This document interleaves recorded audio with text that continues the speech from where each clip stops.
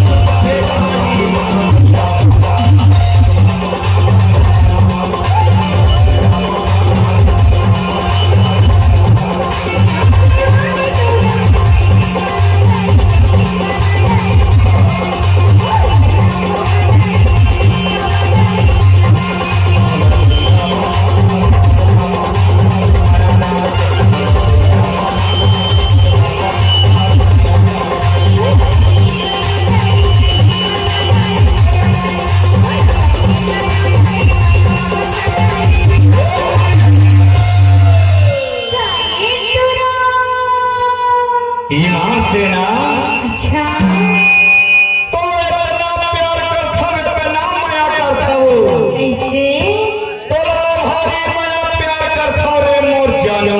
अच्छा और कहाँ माया प्रेम करता बोलो, मोहब्बत ना भाई प्यार करता होगा। झूठ तो नहीं बोला था, नहीं बोला काबर जानता काबर। ये पीपा टोला गाँव है, अच्छा ये झूठा मूठा गाँव नहीं है, ऐसे बहुत धन गवाही है। अच्छा ईमान से तोला बहुत माया प्यार करता हो, ऐसे का लेकिन एक बात काबर। सुन ले,